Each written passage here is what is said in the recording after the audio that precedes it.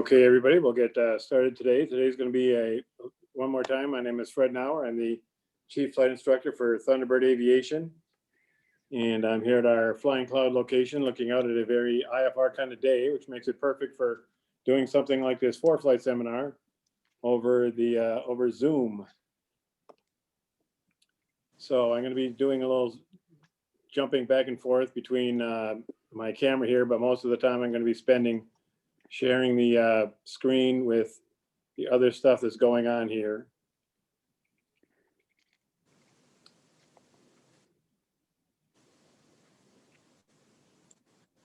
So first off, I'd like to talk about the different levels that ForeFlight has, because of all the times that I do discussions of the ForeFlight system. I've gone to the Performance Plus level, which is $300 a year. And for all you flight instructors out there, if you join the National Association of Flight Instructors, you can get a discount off of the price. Hang on a second, gotta admit somebody else.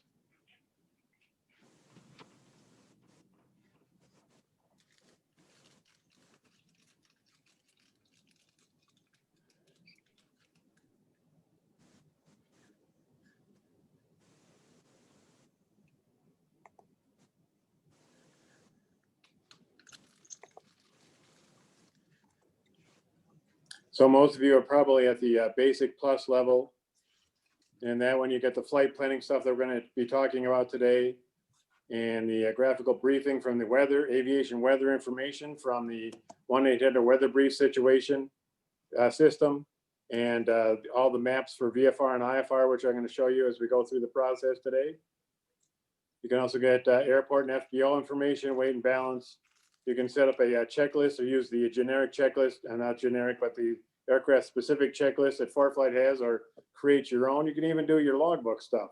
When it comes time to do a check ride for an 8710 form, you just push one thing on the screen and it'll bring up all the numbers you need to fill in for the IACRA application that you need to do for your check ride. Avionics connectivity, printable nav log. The Pro Plus level, the next step up for $200 a year, has the most important thing that I like for it is the georeference approaches and charts. You get the airplane for the basic plus. You'll always get the airplane on the charts that you're flying, but for the Pro Plus, you also get the airplane on the approach charts and the taxi charts as you're taxiing around the airports. You can add the plates to the map itself, which I'll show you how to do that in a while, and synthetic vision with which is kind of nice for a planning situation to see if you're going to run into anything along your route. Hazard information, terrain profiles, cloud documents, being able to put your documents into a cloud position and be able to pull them up for later, and interactive icing and turbulence layers. I've also gone to the Performance Plus because of the takeoff and landing performance data that you can get from it. But basically, I think the Performance Plus is the $300 version, is more for those people who are in charter type operations or do some sort of corporate flying. There's a lot more stuff that's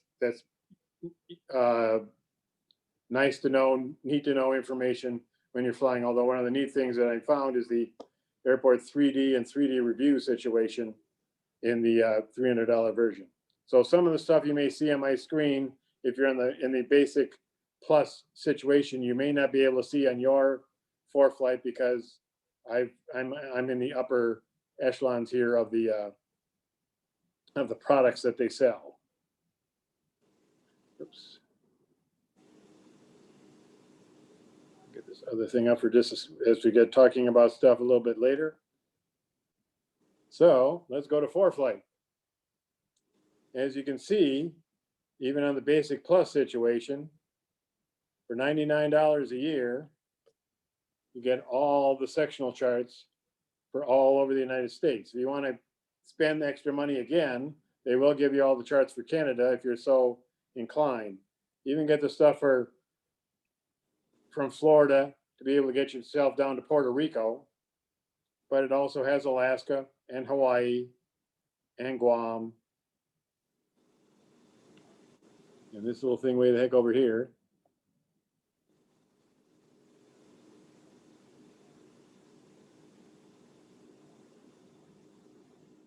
Oh, this is Guam. What's next down here? Samoa. Okay, American Samoa. So all the charts for all those places are there.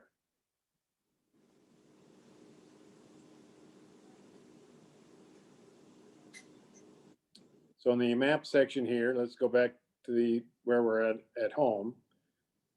So the first thing you need to, let's start at the upper left-hand corner of ForeFlight here and look at all the different types of information that you can show on the screen. The left-hand side of this double column here is the type of maps that you can see on ForeFlight itself, and the right-hand side is all the overlays that can be added to the system. So I'm going to shut off the sectional for just a second. The first chart is an aeronautical chart. It just gives you the basic information about the airways, airports, and airspace.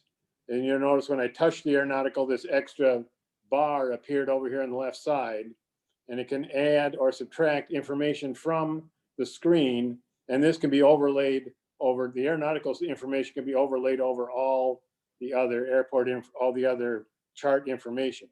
So the first thing is the airports themselves.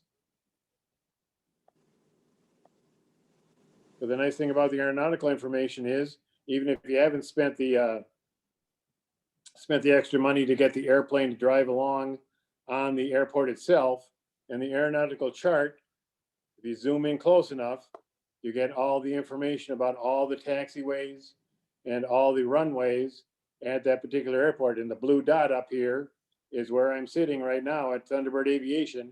And then when you start moving, that turns into whatever airplane you've chosen that to display, and you can use that to follow along. So if you don't have the $200 version where you get the geo-reference stuff on the taxi charts in the air and the approach charts, you can still use the basic to get the sort of the same information. So that's by zooming in way close to all the airport information. The next box down then is the airspace, both Class D, Class B airspace, parachute jump area around Winstead. I move way the heck over here. You get the Class C airspace around Green Bay, restricted areas, MOAs, and restricted areas.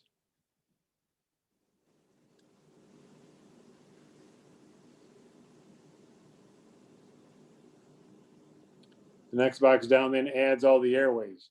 Since we're down low, so this is all the airways between all the nav aids, including the GPS routes that are there, the Victor routes. So the altitudes we usually choose to fly, it just displays the Victor routes, including all the intersections along the route itself. All the extra intersections for places that are for situations outside the Victor Airway system, like I know Cabrew up here is one of the departure procedures out of Minneapolis. The next one is information. The next box down is the information about the center information. So obviously the little frequency box will show up, and if we expand this thing way the heck out, then you can see all the centers, the boundaries of all the centers across the United States shown on the chart itself. The next one is terrain. So it starts to look more like a relief map. The highway one, it really doesn't appear until you zoom in fairly close. So let me head back home here. So now, by getting closer, you can start seeing all the highways and everything around Minneapolis. And if you just keep adding, if you add all the stuff to it, all 6 boxes all at the same time, the area can get fairly busy.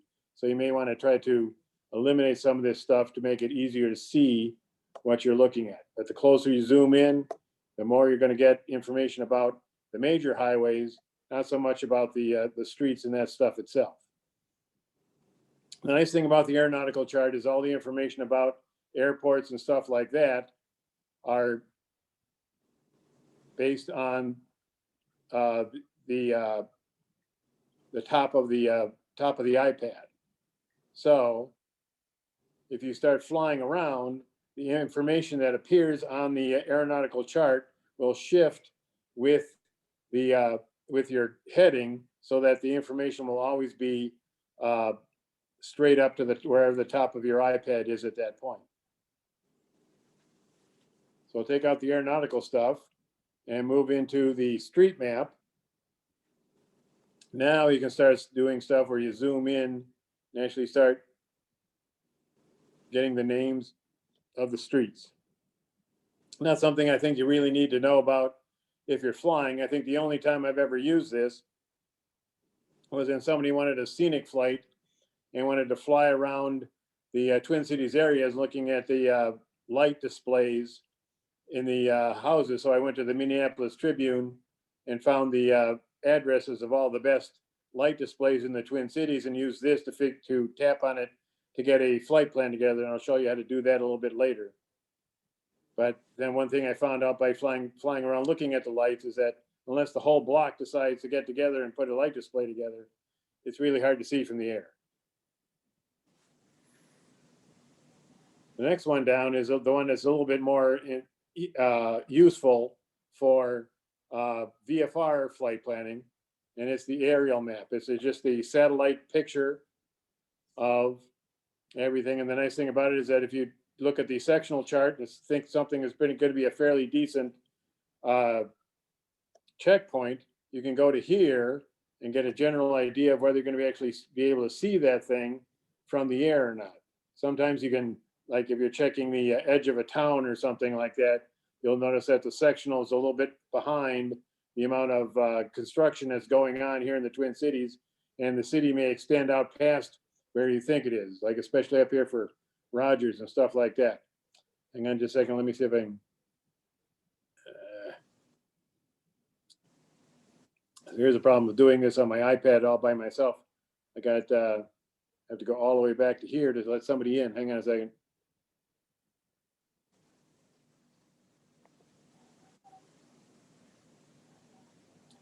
So if you're using, so if you're trying to pick visual checkpoints for your VFR flight and you want to be able to see what they're going to look like from the air, then this is an excellent way of doing it by using the aerial map here to determine how visible that piece of, how visible that thing that you're looking at on the sectional chart may be in the, when you're actually flying around.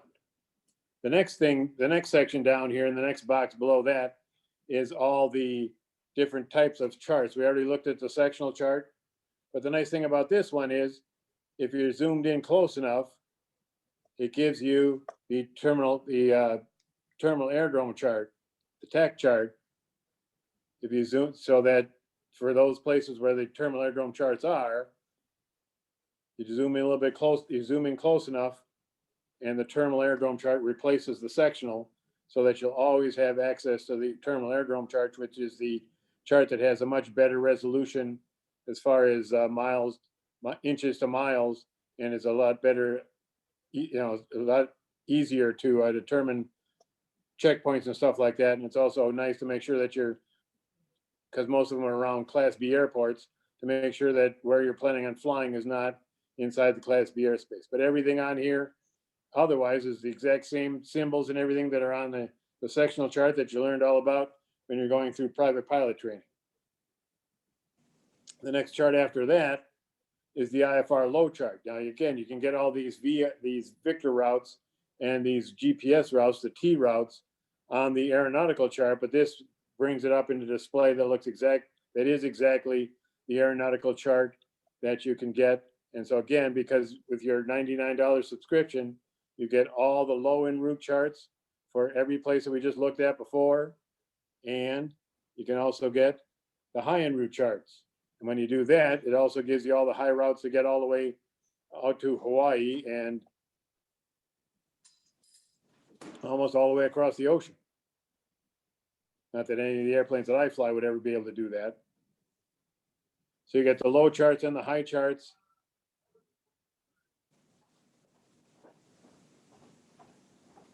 And for those areas that have VFR flyway charts around in and around Class B airspace, then you can get those charts too, and they are placed right over the charts right where you're used to. And I believe these will even be superimposed over the top of any other chart that you might have.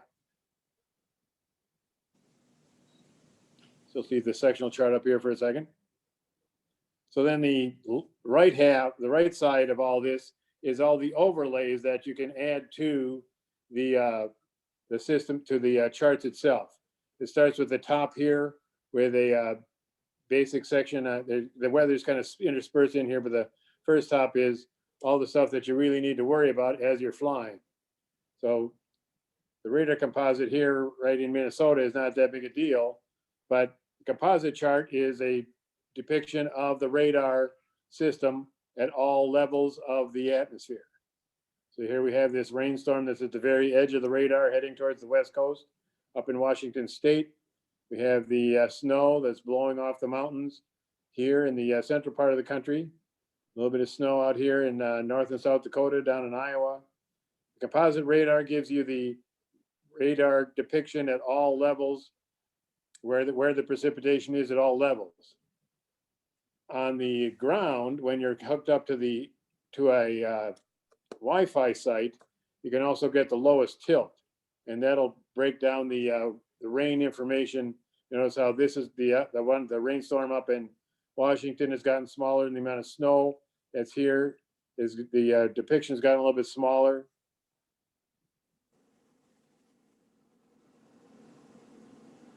Because the lowest tilt just gives you the lowest level of precipitation that the radar is picking up.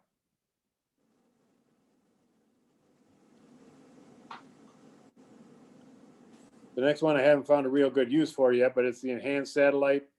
Gives you a general idea of the cloud cover over the United States. But since this is in a satellite picture, it's only taking a picture of the tops of the clouds, and the different, the grayness to the whiteness tells you how high the clouds are based on temperature. But it's not something as in my general aviation world I've been able to use a whole lot. Same thing with the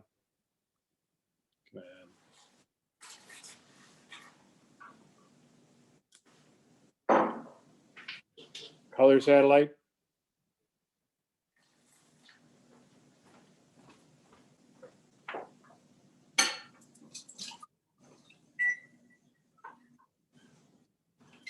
Whoever is heating up their coffee, please mute your iPad, please. Icing levels, different colors. The darker the color, the higher the icing is. Turbulence. Again, this is just the not a graphic depiction, but like a satellite coverage depiction of the turbulence. Clouds. And the next one, now you start getting into stuff that looks familiar from your private pilot days. Here's a surface analysis chart with all the highs and lows and fronts and isobars on it, telling you exactly what the weather is like as far as the surface analysis chart is considered. The hazard advisor only comes on when you're flying. So that's why down here in the lower right-hand corner, it says hazard advisor disabled below 30 knots. So that's the only, but that tells you if you're getting too close to obstacles on the ground.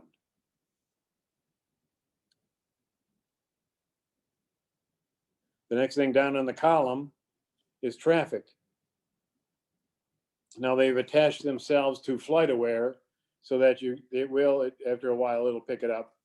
It will go on to, if you're hooked up to Wi-Fi, it'll go on the Wi-Fi, go to FlightAware, and pull all the airplanes off of FlightAware so that you can actually see what the traffic looks like while you're sitting on the ground. That same button, when you're flying, if you have ADS-B into your airplane, will also depict the airplanes that are nearby. The closer you zoom in, it'll actually tell you the tail number or the call sign of the airplane and the altitude that they're flying at and the general direction that they're flying. The traffic one in flight will actually give you a vector out the nose of the airplane of where they're going to be in the next 2 minutes. So the faster the airplane, the longer that line is going to be. But being IFR here today, all we have on my display are just the airliners that are flying around the Twin Cities area here. But traffic both works on the ground, and like I said, if you have ADS-B in your airplane, you can also get that traffic information up top. The next box down is the stuff for people who belong to CAP. You can set up the grid system for the maps that you use for that, and I'm sure all you CAP people know exactly what all this stuff is. And it also has a system in there that you can actually set up a flight plan that gives you a search path, a flight path to fly. We'll look at that a little bit later. Again, now back to the stuff that you're used to. The airmets and sigmets give you an extra bar across the bottom. Right now we have thunderstorms. So the only thunderstorms are out over the Pacific. If I shut that off, it goes away. More appropriate to the wintertime. The icing, sigmets, and if you tap on it, it actually gives you the information right out of the Weather Service about altitudes and the type of icing. Moderate icing, tops of 16,000 feet, freezing level, from the freezing level.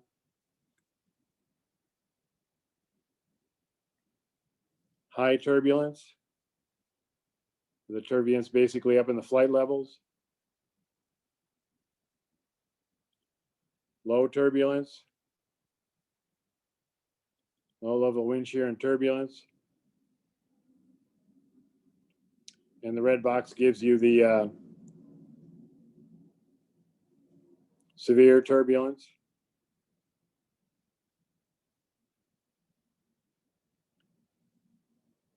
Areas of IFR in the pink, and the more purplish one is mountain obscuration and thunderstorms we talked about.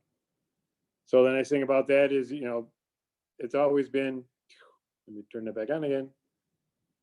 It's always hard to read these things because they give you all the areas that when you're reading this, it gives you the boundaries of where all the corners are, but it's really, really hard to figure out exactly where that is at. So it's so much easier to use it on the map itself.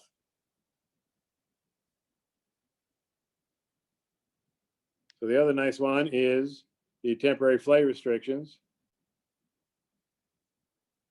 There's always the one up here next to Grand Forks for the drone training that they do up there. But the red ones are active, and see if I can find it. Oh, must be gone. The yellow ones are the ones that are going to be active in the next couple days. The nice thing about ForeFlight, though, is they also go in and look at all the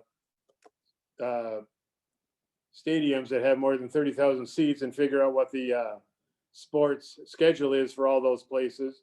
And we'll add the sports TFRs to the screen. Can't remember who's playing today.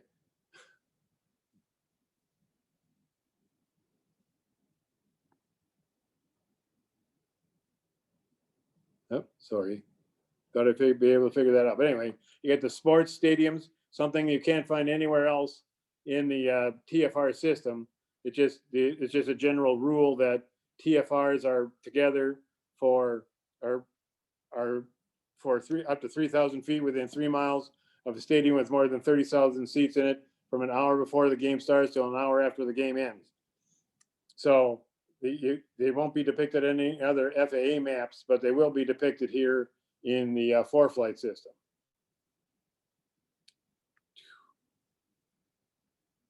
even the permanent TFR that's over the Washington site.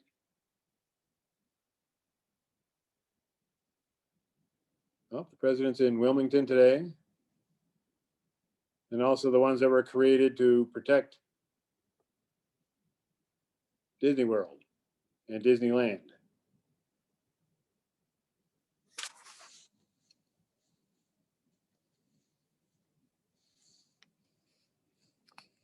I don't know, ever since I went to iOS 14, sometimes the scrolling thing has gotten kind of hard to do. So all the temporary flight restrictions, some more permanent than others, are temporary. What's this one out here?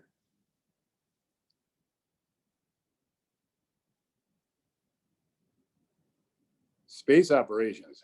Okay, they must be launching something today. So that's the TFR stuff. The next thing down here is back to the weather system. The flight category colors the basic visibility and clouds of the METAR report, and color codes them to different colors. We can see them all on this screen right now. Down here in the lower left-hand corner, I'll shift them to the middle. The green dots are VFR. The blue dots are marginal VFR. The red dots are IFR, and the pink dots are low IFR.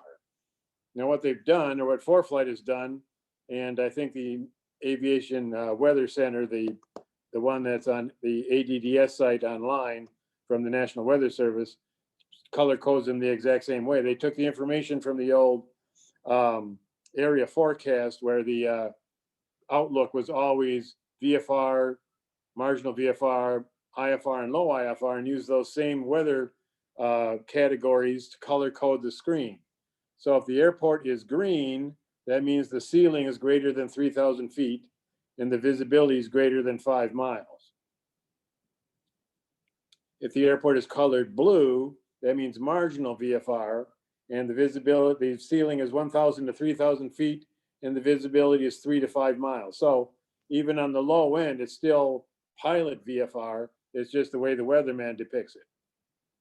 Then the red color is IFR, which means that the ceiling is between 500 and 1,000 feet, and the visibility is between 1 to 3 miles. Did I say that wrong before? So the marginal VFR is down to 3 miles visibility.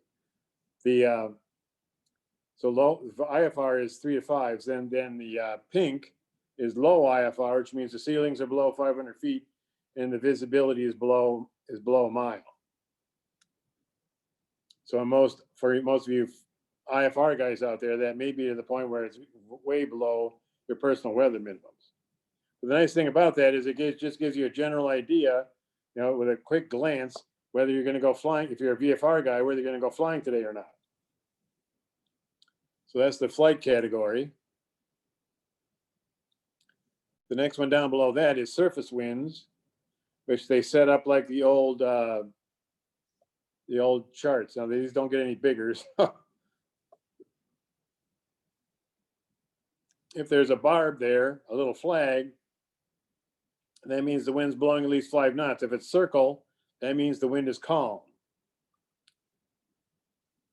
If it's a flag at half mast, that means the winds are blowing at 5 knots. If the flag is at the end, that means at least 10 knots. And then, you know, like Roman numerals, if you got 2 flags, then it's 10 miles. If you got a flag and a half flag, then it's 15 knots. And the general direction that the wind is coming from, if you stand on the dot and look at the flag, that's where the wind is coming from. So that's surface winds. Next one, the winds aloft with a little key over here to give you the different altitudes. So this is the one where you can actually see the flag start to expand out. Here we got, I see 20 knots, 30 knots, 25 knots. The higher you go, the faster the wind goes. So obviously none of us are going to be flying up this high.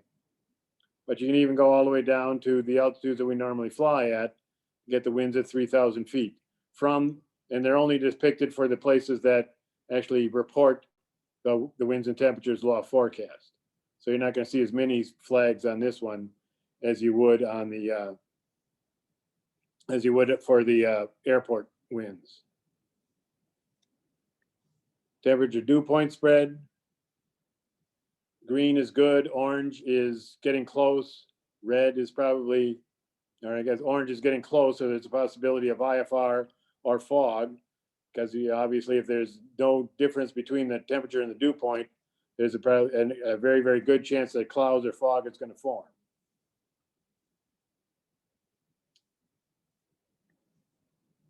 Temperatures based on METAR reports in degrees Celsius. Visibility, same thing, with the same color coding as the as we talked about before. Ceilings with the same color coding as we talked about before. And how much of the sky is covered. So back to the old weather charts from back in the early days of aviation, way back last century. If it's totally, the circle is totally covered in, it's overcast. If it's 3/4, it's broken. If it's 1/4, it's scattered. If it's nothing in it, it's clear. And few is with the line through the middle.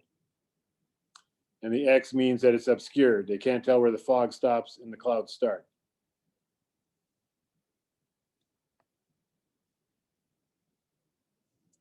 If there's any PIREPs out there for that particular day, they will be listed. And again, you just tap on the PIREP and it'll tell you, give you the raw data of the information. What altitude, what the PIREP was about.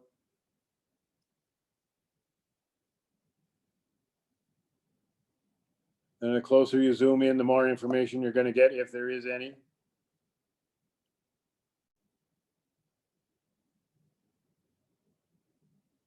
When the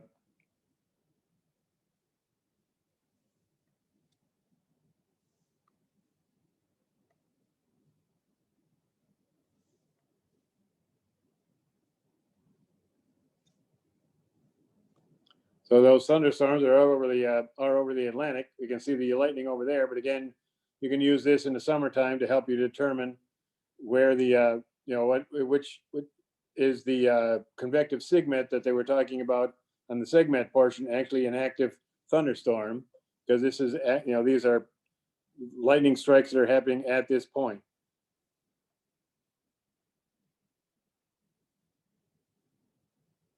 So the obstacles are drawn on the map. The closer you get, the more obstacles you get. They're also depicted on the sectional chart, so they're the exact same thing. So if you're using the aeronautical chart, you can use this to show you on the aeronautical chart where all the obstacles are, but the symbols are exactly the same as they are on the sectional chart. The little windmills for the electronic windmills that are creating electricity, and the little teepee for the short obstacles, and the tall Eiffel Tower looking things for the tall obstacles.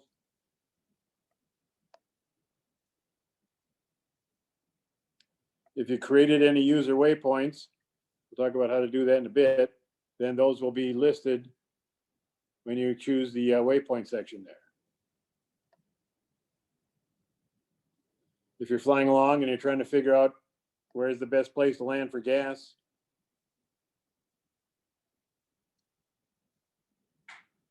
it gives you the price. The orange to the red is the more expensive stuff. The green is the cheapest that they're showing on the screen at that time.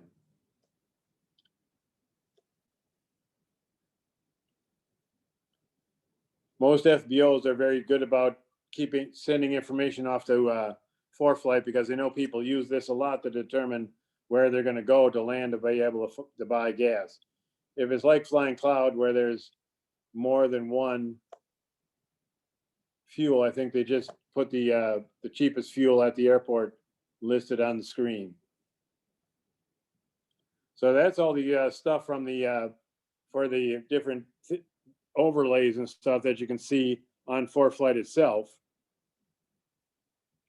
From here, we're going to move down to the lower part of the chart, and go across the bottom. As we're going down there, though, you'll notice that there's some stuff over here on the side. The first button with a little pencil on it is exactly that. It's a system. It's a system to allow you to draw on the chart with your finger. The system up here in the upper right-hand corner, you can clear it out and make it all go away, everything you charted. Or if you drew a couple things, and you just want to make the last one go away, the little undo backward circle takes out the last one, and it just keeps doing that until they're all gone. But then you can, once you've done that, you can put them back on too. So this is good for using for making notes or stuff, something like that. You can use it on the charts, and there's stuff that we'll find down here in the bottom that you can use for ATIS and stuff like that. But the nice thing about this is this will stay here forever until you actually go in and clear it away. It'll always be on your chart. So if some of my students have gone to instrument charts and put in information on the instrument chart that they want to talk about during their briefing, or things to remind them of what to do while they're flying the approach, and that stuff will always be on the instrument approach. And once they've written it in once, you can change the color, you can change the thickness of the line, you can change whether the opacity, whether you can see through it or not. So you can actually turn it into a highlighting, something that you can use for highlighting also. So that's the pencil there. Let me bring this back to the size that I want. The next thing under net is the record. As soon as you get above 30 knots with ForeFlight, if you have a GPS hooked up to it and knows where it's at, then you'll start recording your flight. You can do that one of two ways, and we'll talk about the other way here in just a second. But this creates a permanent record in the system that you can use to go later to add to Google Maps or something, so you can actually see what it looked like as you were flying across the ground.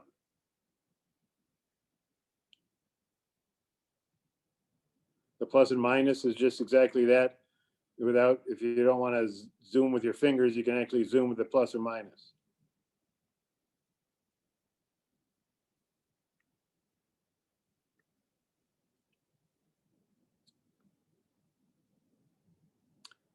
So down across the bottom, the first button on the first tab on the bottom is airports. You can go into that. If you've just gotten ForeFlight and it's brand new to you, then yours is probably going to be blank. You can go up to the search engine up at the top here and type in any airport you want to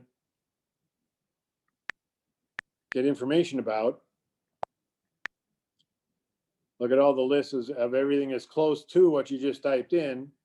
Tap on the one that you want, and the information of that airport will come up over on the side here. If it's something that you're going to be using a lot, you tap on this little white star at the top here, and when you do that, it turns into a favorite, and it'll appear over on the side here when you pull up airports. So I've got quite a few on the list over here of places that I usually go to when I'm flying around doing my chief flight instructor job here at Thunderbird Aviation. The information at the top is very, very simple. It gives you the latitude and longitude, and the nice thing about this, sunrise and sunset at that particular airport. A very brief information about what the airport is. And then a lot of this stuff turns into, on the top here, turns into simplified versions of what's in the chart supplement book, the new airport facilities directory. Excuse me. Airport elevation, pattern altitude. And if the airport facility, if they've recommended different altitudes for different types of airplanes, they'll add those traffic patterns information in there. Sometimes you have to take that information with a grain of salt. There's some uncontrolled airports where I don't know who they were talking to get the information about what the traffic pattern is, but it does not match what is in the chart supplement book. So be careful using that number or compare it to the chart supplement book. You have the ability to do that on this chart here, and just you'll be able to go through that as we're going through all this stuff. Fuel that's available, different types of approaches, the very basic frequency that's you needed. If you have the upper right-hand corner here, if you spent the big money on the on your ForeFlight, you'll be able to get a 3D view of the airport.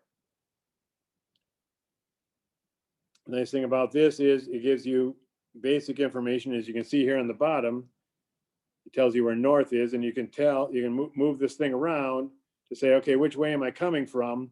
What am I going to see as I'm flying into this airport? And you can expand it out so that you get farther and farther away, so that you can see what it's going to look like as you come on in. If it gives you because of the 3D portion here, you can actually see what altitude you're going to be at.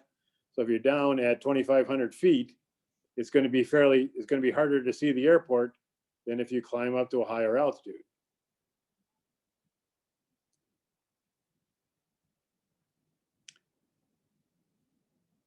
And then it'll give you the look for 10 left. Move it over for 10 right. Zip it around for 28 right, 28 left, all the runways.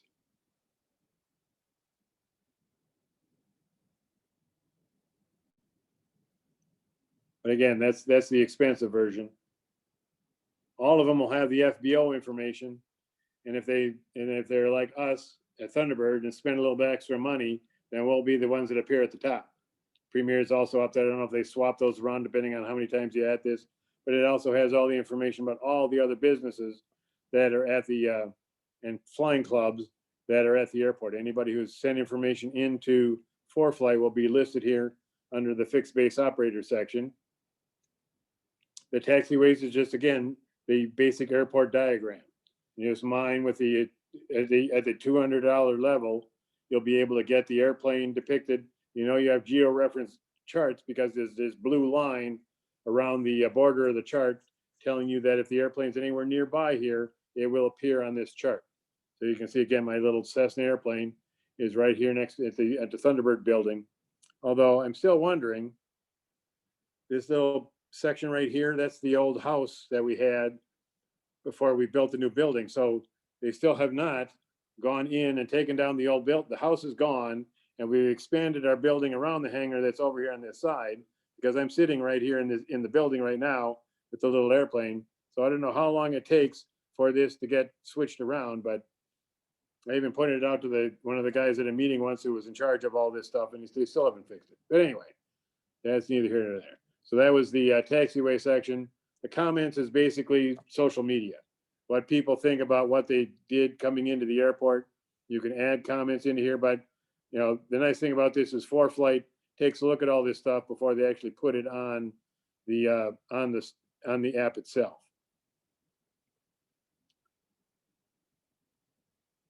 Remarks are the stuff that's basically right out of the airport facilities directory, but you can add. So the basic info then is frequencies.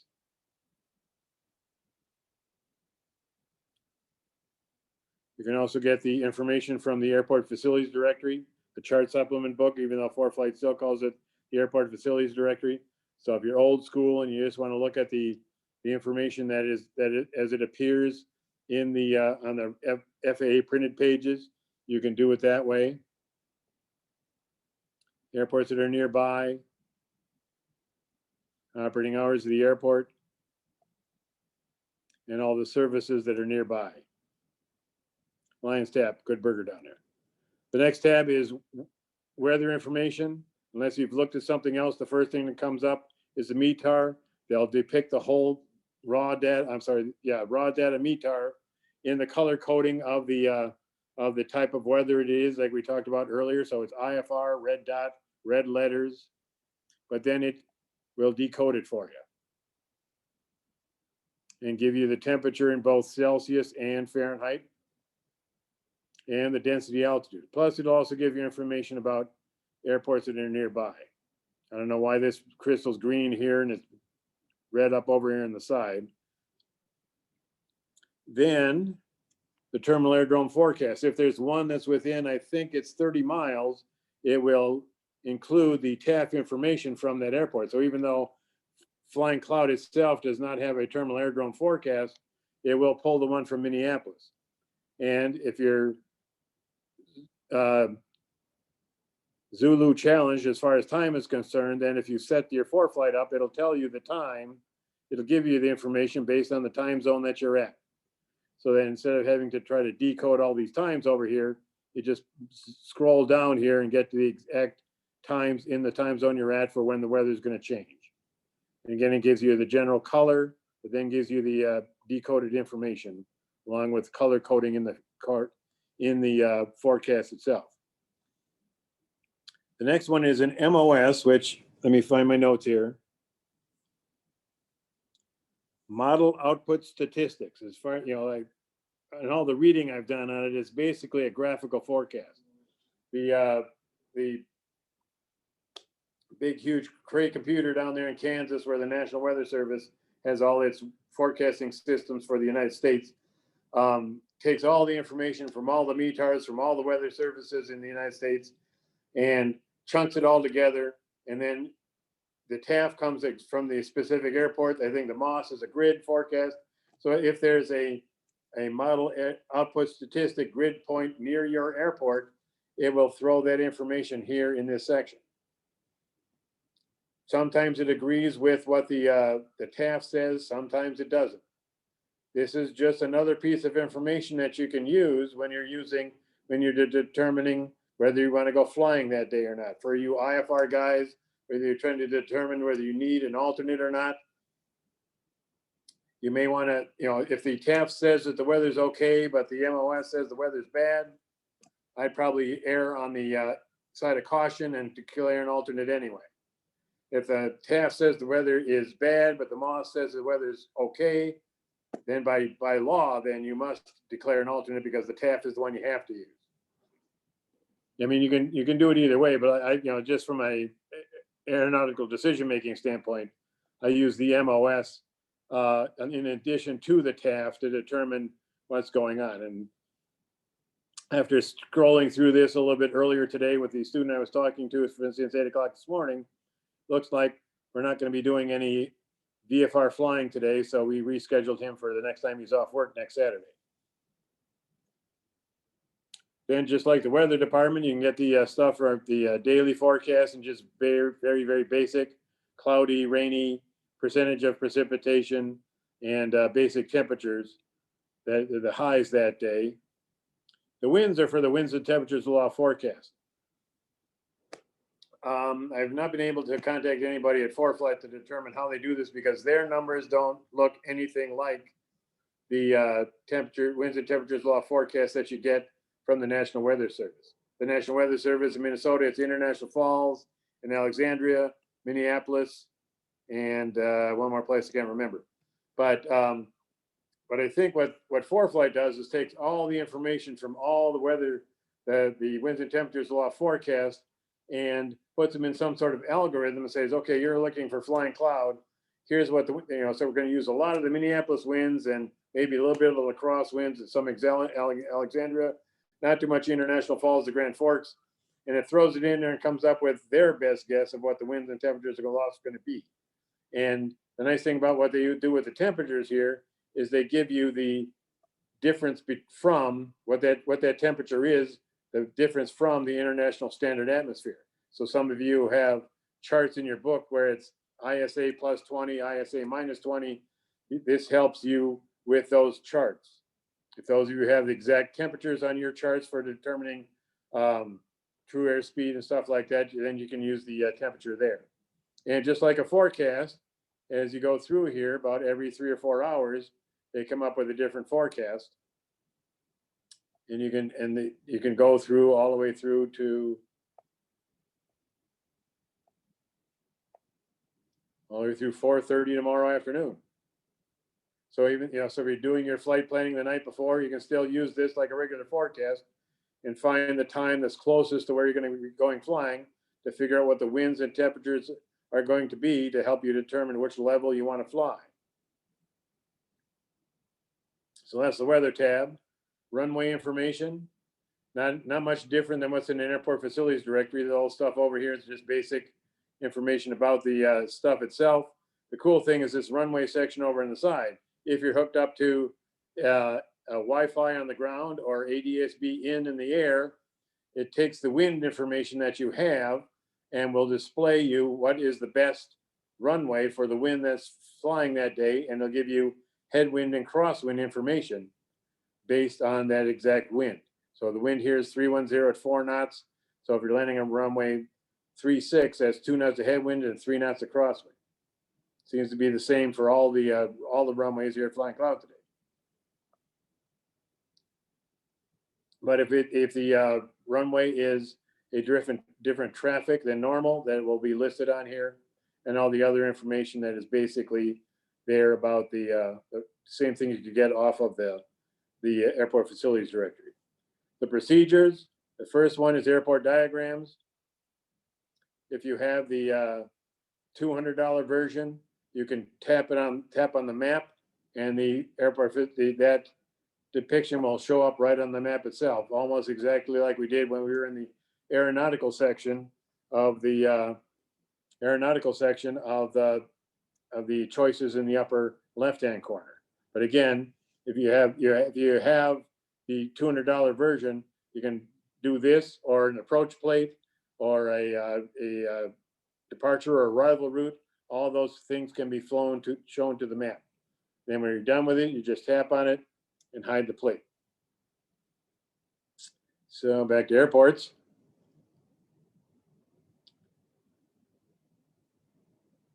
Hotspot information right out of the airport, right out of the chart supplement book, along with the airport diagram with all the brown circles on it, just like you do, just like are on all the airport charts itself. ForeFlight has done their own things, making it a little bit easier to determine where the hotspots are and that type of thing.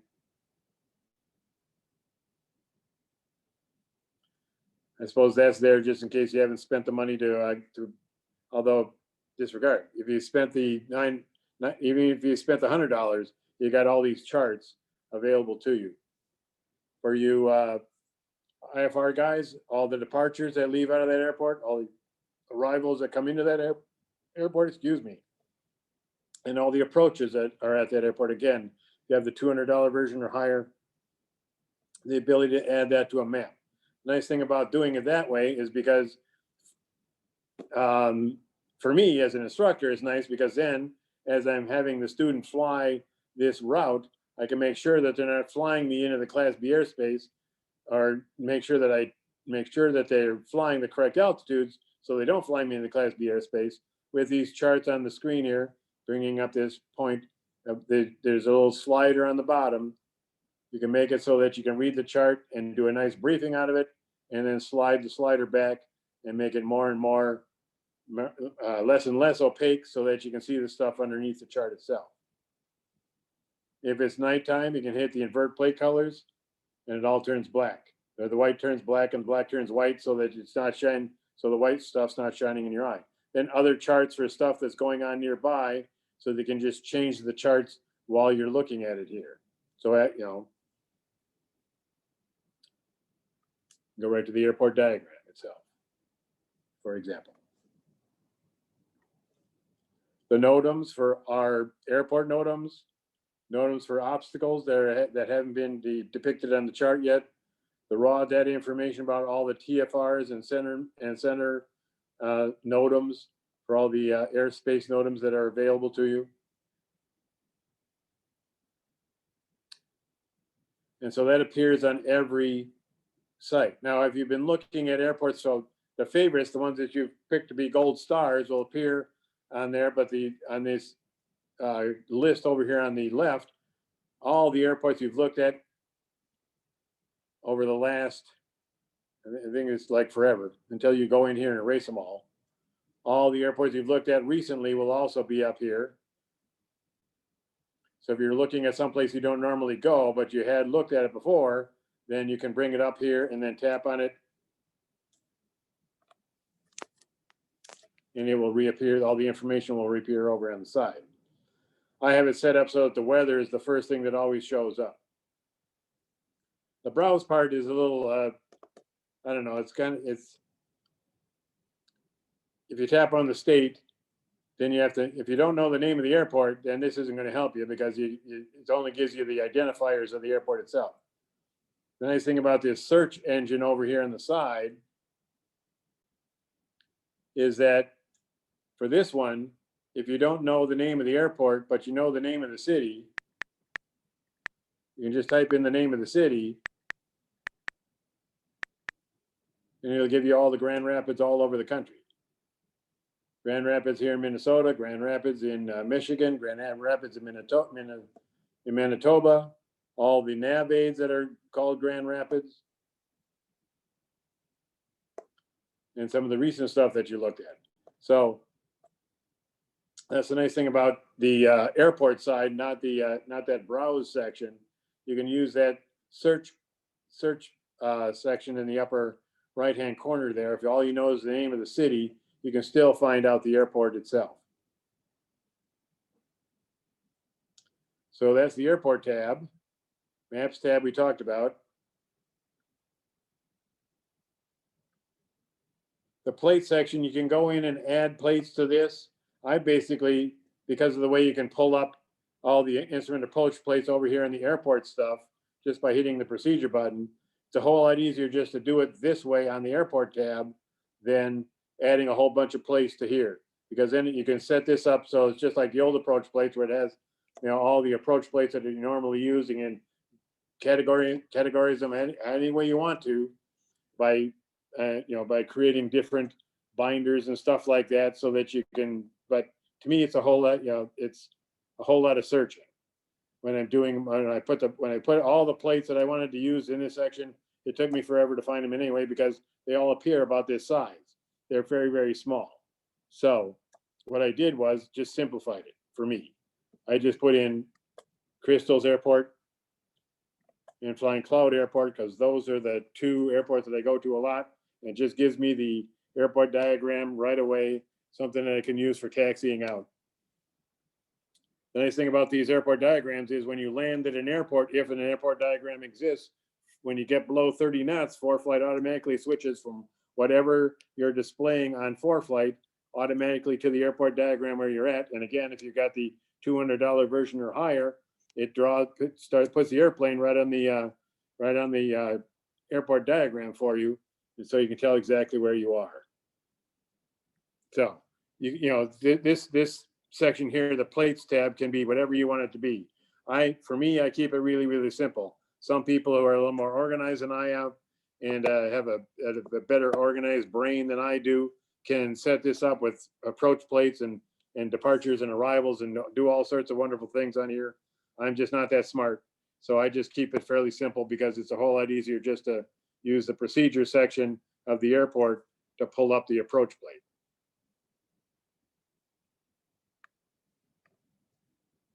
So the next tab is documents. The document section is where you can put in all the information that you want. The first place I'll go to is the one that comes with the system. They call it My Documents. Down here in the bottom, we got drives. First one's FAA. If you've downloaded the document already, it'll show it to you. But everything that the FAA has for distribution is in this section here. So we go to handbooks. I have downloaded the ACS for private, commercial, and instrument. I've downloaded the Aeronautical Information Manual. I've downloaded all these handbooks already. Depending on what kind of flying you're doing, you can do this. You can download these too. The nice thing about this, if it's in the FAA thing and they update it, when the update system happens, which we'll talk about here in a little bit, when the update system happens, it'll automatically update it on your screen. So those things you download to your computer at home, if a new version comes out, you got to go and re-download it again. And everything that's down here in the drives is automatically updated. So the thing you want to download from the FAA is strictly up to you, but everything, all the publications that the FAA has, from chart supplements to touchdown zones, to domestic forms, to handbooks, to fly charts, legends, all the visual stuff, inner operations, just about everything that you would want to know from the FAA are all part of the system here. And you could download them. ForeFlight, when I download here is the ForeFlight mobile. Because this again, then this is if they ForeFlight adds a new system or a new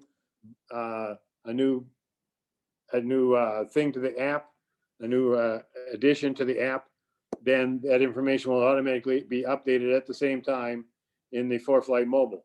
All the information that you need to do all the stuff we're talking about today is in this book. So if you download nothing else from what we're talking about here, I download this because it has all the information that you want about all the stuff that ForeFlight does. Most of the stuff that we're talking about today, and a lot of the stuff that I don't have time for. But when you find the information that you want, you just tap on it in the table of contents, and it automatically takes you to the MOS, the Model Output Statistics Forecast, and explains to you in as best they can what the MOS is all about. But then down here in the lower left-hand corner, if you want to go back to where you came from, it'll be able to zap you right back to there too. If you're doing a lot of flying in Canada, then with an extra subscription, you get all the charts in Canada, plus all the basic information from NAV Canada, which is Canada's FAA. So in my documents, it's all the stuff that's updated automatically. That's the way I've set this up. Then I have outside docs that there's a cloud version that you can use. The one I use is Dropbox. In Dropbox, there's a ForeFlight app that you can add to Dropbox. So if you find something on your computer that you want in your ForeFlight, you just put it into the ForeFlight app in Dropbox, and the next time you turn on your ForeFlight app, it'll automatically download it for you. I learned about this after I'm an early proponent or early user of ForeFlight. I was putting all this extra stuff on there, all these POHs for all the airplanes I fly, and all the extra information that is not part of the FAA system that I like to have available to me. And then one day I was walking out to the car and dropped my iPad and the screen broke. And so then I got, luckily I was smart enough to buy the iPad replacement stuff and went and got a new iPad. And when I turned on ForeFlight, all the stuff in my documents reappeared, but all these outside docs did not, because all I just did was download them right to ForeFlight. Then they won't be saved. You put them into the cloud system that ForeFlight has, or like I use, the ForeFlight app in Dropbox.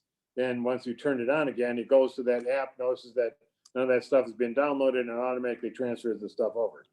But again, still, if it's one of those things that needs to be updated, you just have to keep an eye on it. And if a new one shows up, you just have to go in, find the new one, take the old one out of your ForeFlight app in Dropbox, put in the new one, and the next time it opens up, it'll automatically throw that stuff in here. So all sorts of neat documents. Imagery is all the stuff that you remember from private pilot days.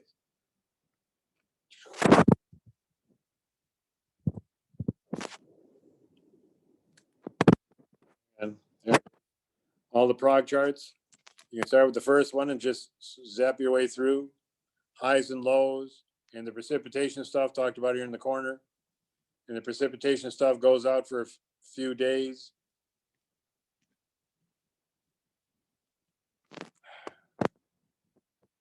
Can't tell if it's and the precipitation disappears, but it still gives you highs and lows and fronts and isobars. Precipitation forecasts, probability of precipitation, the outlook from back in private pilot days. And what does the scale mean? What does the red line mean? And all that kind of stuff. Going down to graphical stuff, cloud coverage, breaking it down by different sections of the country. Winds aloft for just basic information with all the barbs and stuff again.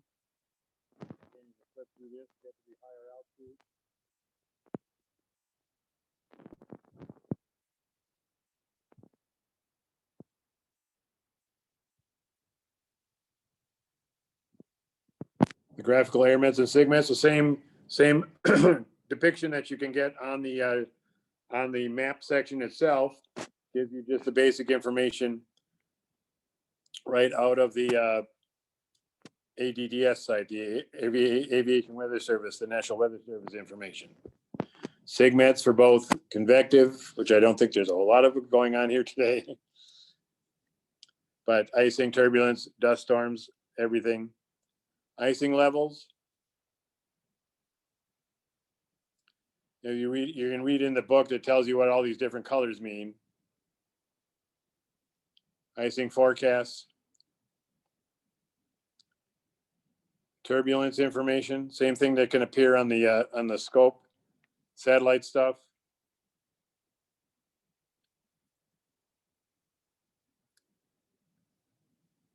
Alaska and the Pacific, and breaking down by the various areas of the country, the ceiling and visibility analysis.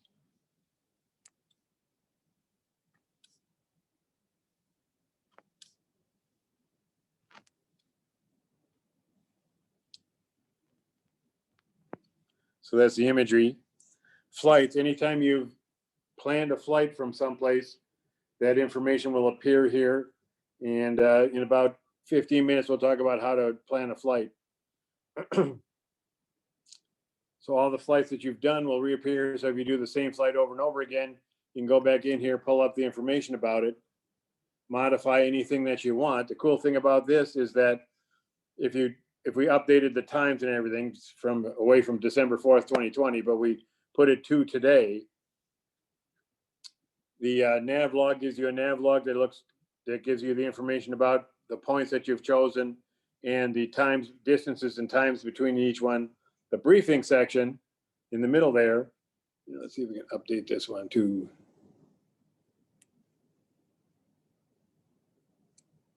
If we hit the briefing section,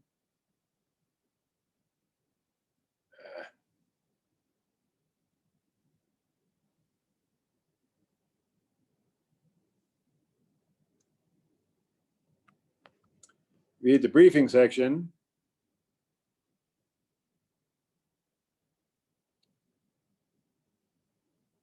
It goes into 1-800-WEATHERBRIEF.com, which is the same, the old phone number that you use to contact the flight service station. You can still contact the flight service station, but it then gives you a standard weather briefing.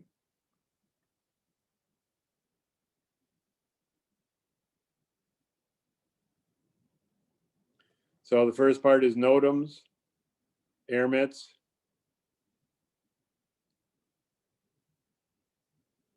synopsis of the weather, current weather conditions along your route of flight using the color coding. You need PIREPs along that, including the raw data information, all the forecasts for the area that you're planning on flying in,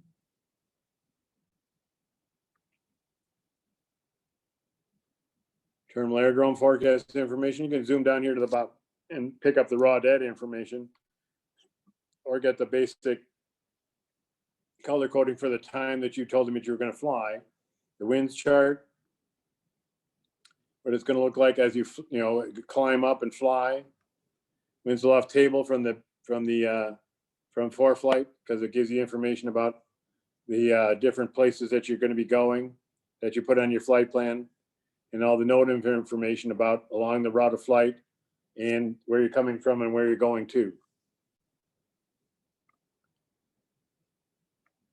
En route NOTAMs, navigation, service NOTAMs for along the route of flight, runway information, and the other NOTAMs, and center NOTAMs.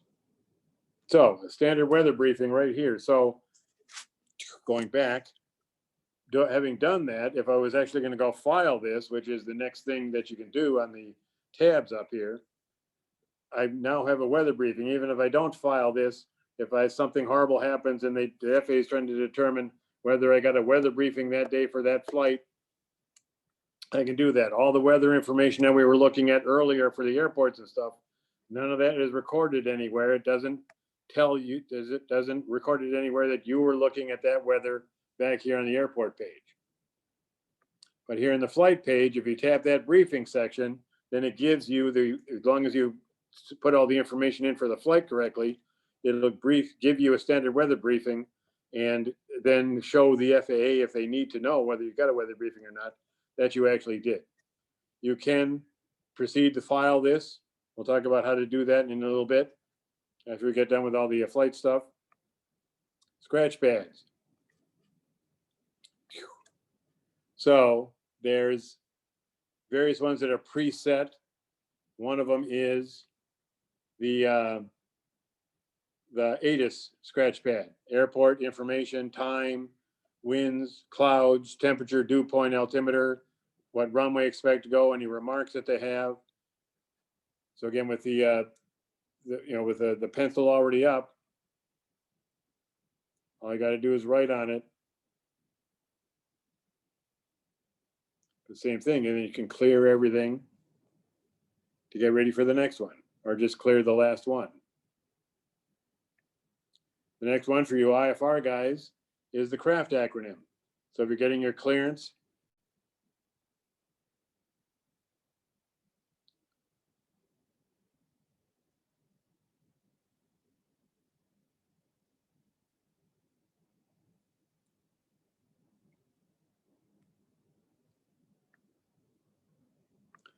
get the clearance, just write it all down there, and then it's available, and it stays there. All these little lines that I drew was from the last briefing that I did, or the last time I talked about this, I think back in November or December. So it'll stay there forever until you actually go in and clear the stuff out. Then there's a blank one that you can use to draw stuff. This is a depiction of a 8-ton pylons that I did for a student once. But you can draw anything you want on that, and then add scratch pads as necessary, no matter for whatever you're trying to do. Like I said, there's 2 of them that are already set to go. The checklist tab is set up. This is the checklist right out of the POH. If you tell it what kind of airplane it is, it will dig into the system and add the checklist for the system itself. You can tap on the screen when you've done each individual section of the of the system itself.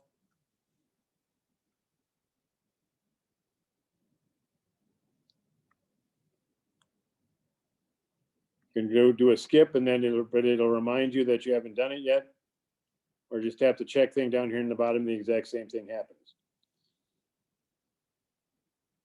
You can do normal, abnormal ones, emergency ones, all the checklists, and then you can if you want to, if you got the time available, you can go in and create your own. If you have a checklist that you like to use for your airplane that's not exactly like the one out of the POH, then you can go in and modify that thing and do all this stuff exactly the way you want to.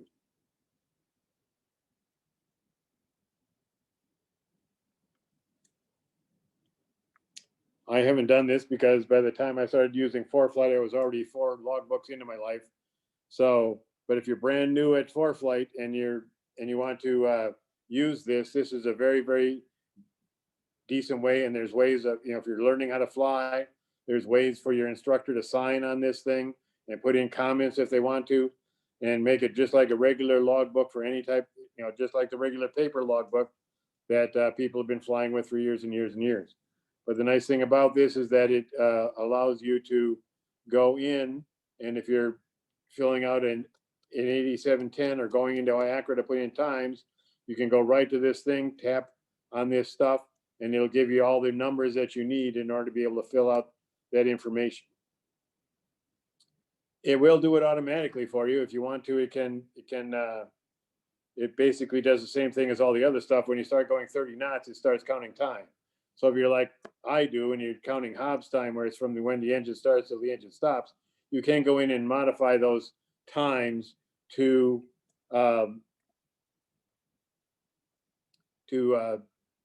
actually what's happening that day. You can go in and put in the Hobbs time at the start and Hobbs time at the end, tack time and all that stuff, so you can keep track of all this stuff just like we've always been able to do. But whether it's PIC time or SIC time, whether it's across country, or how many takeoffs and landings you've done, add approaches to it, whether you got dual given, dual received, add an instructor signature, all the stuff that you can do in a normal logbook are all right here. So if you're brand new to ForeFlight and you just have a few pages in your logbook already, then this may be something that you can go in and go, because you can go in here and backdate stuff. You can go in and enter information for flights that you've already done, but then it'll automatically do it by telling every time you fly, the information for that, the basic information for that flight will already be in here. And all you have to do is go in and modify the stuff for that particular flight to give it all the information that you need specifically for what you're doing for it, especially for your instrument guys, what kind of approaches you flew, so you can track your currency and that type of thing. And it will do that too, as you can see over here on the left side, the IFR currency, night currency, that type of thing. So this logbook is a very decent thing to do. And all sorts of extra stuff. Here in the more section, we talked the logbook we talked about. Let me go to the aircraft section next. If you have an airplane that you fly all the time, then you can go into here and hit the little plus up there in the upper left-hand corner and start with a brand new section. You must put in the tail number.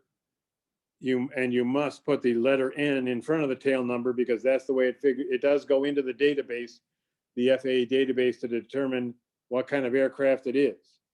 And most of the other information that we're going to talk about here, the weight and balance, and the stuff for the checklist, and the stuff for the logbook, will all come from this information here. So start with the letter N, because when I first started playing with this and was just putting in 4015 Juliet without the N, it was giving me some aircraft from Europe.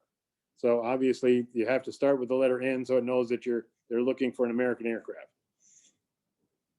You can put in the serial number if you want, but once you put in the tail number, if I go down to 4015 Juliet, the type of airplane comes up almost automatically. You kind of have to go here to because it'll give you the PA-28A, and then you have to go through the list to find the exact type of PA-28 that you're flying. Obviously, this would be a whole lot easier if it was a Cessna 172, because there are not that many of them. Airplane, category, color, all the stuff that you would need to put in a flight plan, all that information, put all that information in here. When you file the flight plan, all that stuff's automatically added to the system when you tell it that day you're flying that airplane. Performance profiles you can add to the system. A lot of these will come up because when you tell the tail number and the type of aircraft it is, it'll put that information in there. Best glide speed, best glide ratio. You may have to figure that one out. If you're doing glide ratio, I figured it out. You have to, well, that's why I had this document thing up here. Let me go back to outside documents, finding my Cessna 172 POH, expanding this thing out. You'll have some sort of chart like this in your POH, giving you your altitude above the ground and the number of miles you're going to be able to glide. But in order to be able to determine a glide ratio, you have to make these two numbers match. So you either have to turn this height into miles or these miles into feet in order to be able to determine, and I think this is nautical miles, so a mile here is 6,000 feet. So multiply this number times 6,000 to get the same thing, and then just divide one number by the other by looking at just pick a spot and pick the two numbers, divide, make sure they're both in the same units, and then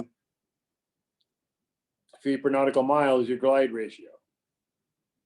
Then once you've determined that number, you can put that number in the best glide ratio. Then while you're flying, I can't show it to you on your map because I'm not moving, but then while you're flying, if you decide to choose the glide information on the map, it'll draw a little amoeba that keeps changing and moving around your airplane based on the winds that you're flying at that point, where would be what and your ground speed at that point.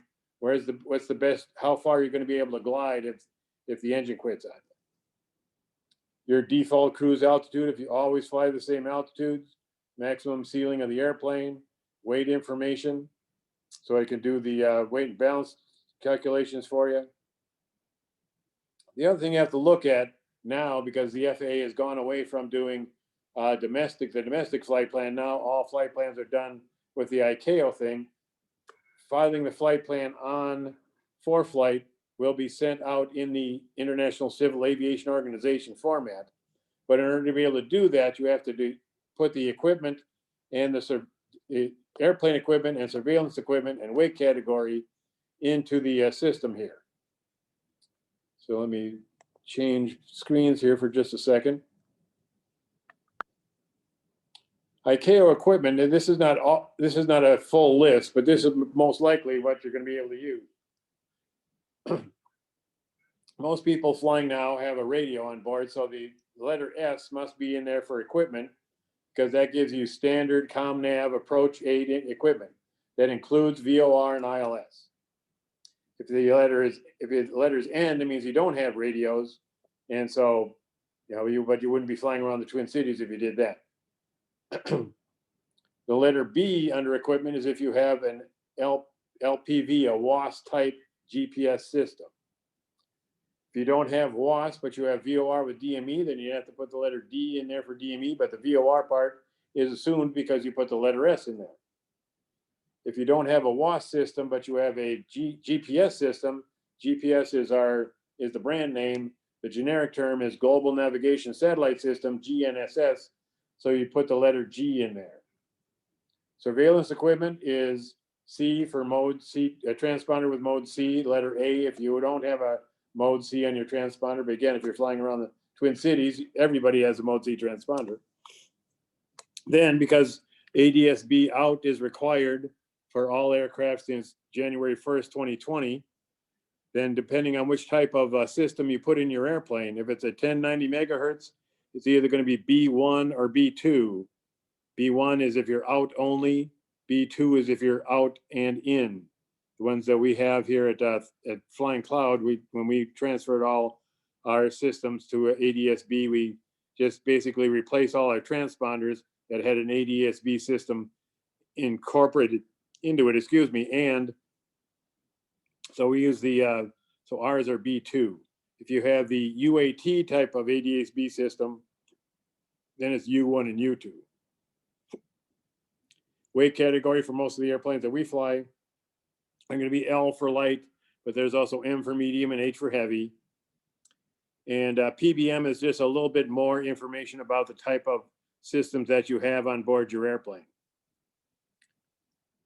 So you take all that information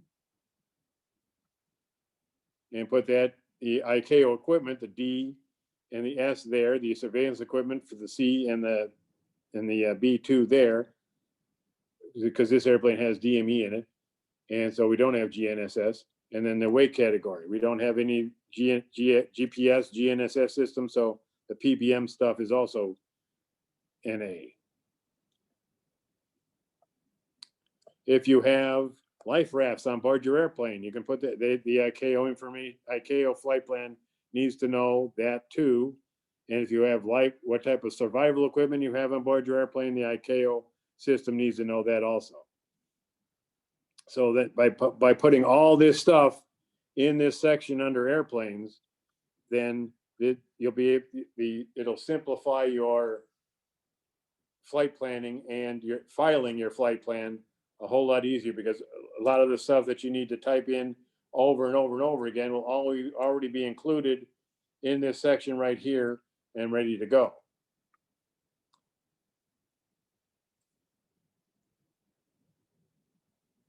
The weight and balance section, you can do set this thing up by either going through your POH and putting in all the information, or again, if you've typed in and it can find your tail number in the system, it'll put all this information in there automatically, including the weight and balance envelope.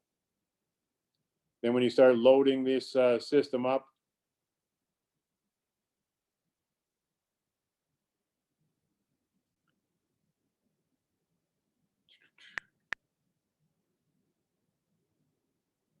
and you can tell how much gas you're going to use during the flight.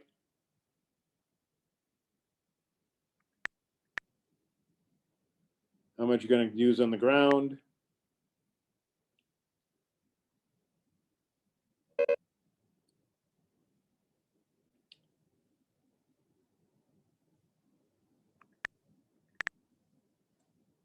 I'm just making it worse and worse and worse as they keep doing all this. So this proves that in this situation, you can't have 470-pound people, a full load of baggage and a full load of gas and fly this airplane. So it's red saying that, you know, stuff's too bad.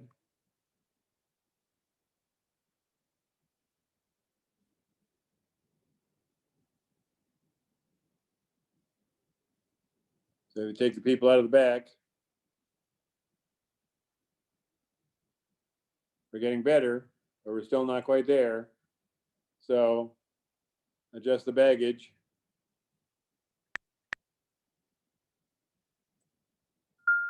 And finally, bing, we're within weight and balance. So since you told it how much fuel you're going to be using based on your calculations, it'll give you takeoff and landing. And then the little gray squares, where you're going to be if you run the thing totally out of gas.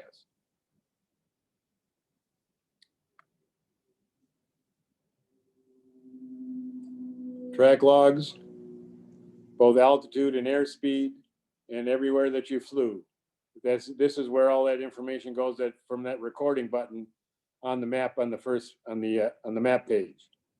You can take these and send them to the little send button up here in the top. You can turn it into a KML and send it to the KML stuff is what you need to translate it to send it to Google Maps.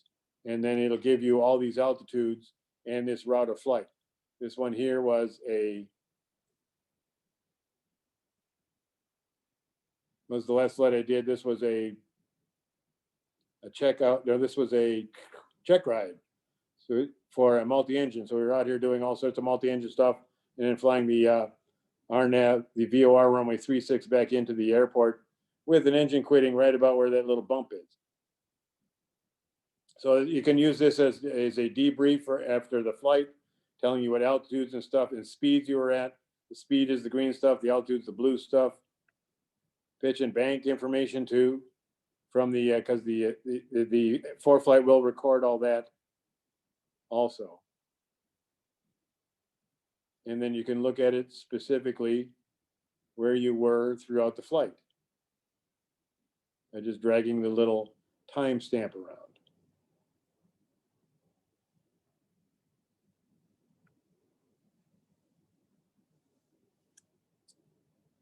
Track logs, devices. If you have, so if you're flying a Thunderbird airplane, we've specifically bought our transponders and ADS-B system so that they can talk to ForeFlight. It was there's the Sentry system, and also I think for a while yet you still can buy the Stratus systems from most pilot store places. Both of those, if you don't have ADS-B out that can talk to ForeFlight, you can buy one of these things and it'll talk to your ForeFlight. And again, this one is nice. The Sentry gives you ADS-B information, so the weather and the traffic. It'll give you a WASP GPS. Not that you can use it for navigation, but it'll keep track of where you are on the map. It gives you attitude, heading, and reference system, and carbon monoxide alerts and pressure, altitude, and all that for a very low price of $500. Like I said, most of these will talk to the nice thing about this is it talks to your ForeFlight through the Wi-Fi system, so you can have numerous people in the airplane using the system. So unlike Bluetooth, where only one person can use it at a time, many people can hook up to these systems all at the same time. Passenger information, account information, that's all the stuff for the individual flying. The Jeppesen is if you already have a Jeppesen account for all the Jeppesen charts and you're used to flying Jeppesen charts, you can tell ForeFlight what your Jeppesen chart sign-in information is, and it will send the Jeppesen charts to the ForeFlight. Also, I'm not sure if it's also in addition to the government charts or whether it takes the government charts away. That I'm not sure. And way down here at the bottom, it's got a count up or a countdown timer that you can use if you want to, but it seems to me it's a little tough to get to sometimes. So Sometimes it's just easier to use your watch. So that's all the stuff along the bottom. Going back to maps. Back to the top. So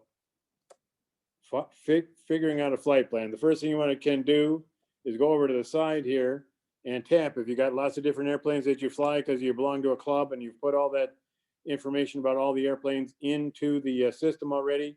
Today you're not in the Archer, you're flying the Skyhawk. All you got to do is tap that, and all the information that you input into the system. And if you're going to file this at the end of the whole process, all that information that you've already typed into the system is already there, ready to go.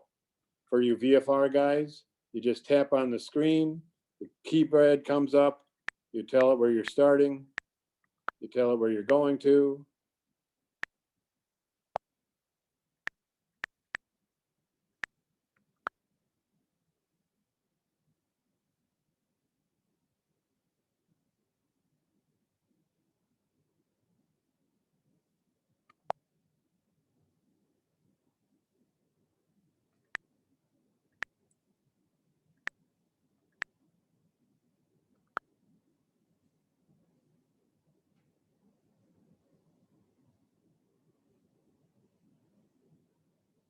Oh, because I started in Fargo. That's why I'm being silly.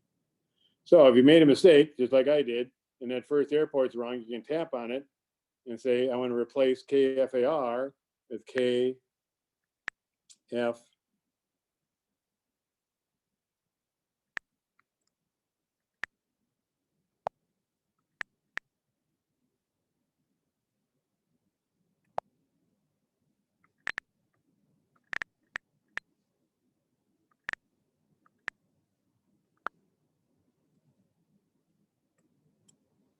Then it changes. Give you the distance that you've chosen at the speeds that you've said that you're normally going to fly 508 to Quebec at, how long it's going to take you to get there, at the fuel flow that you told you fly 508 to Quebec at, how much fuel you're going to use, and as an average over the entire flight, there's going to be 8 knots of headwind.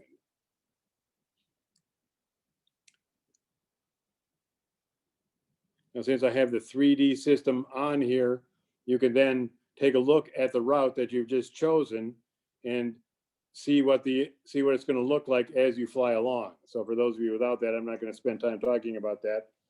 But the next thing here is the suitcase. If you don't have ADS-B in your airplane, you don't want to spend $500 on one of those systems that will allow you to bring that information into your ForeFlight system. The little suitcase system is called packing.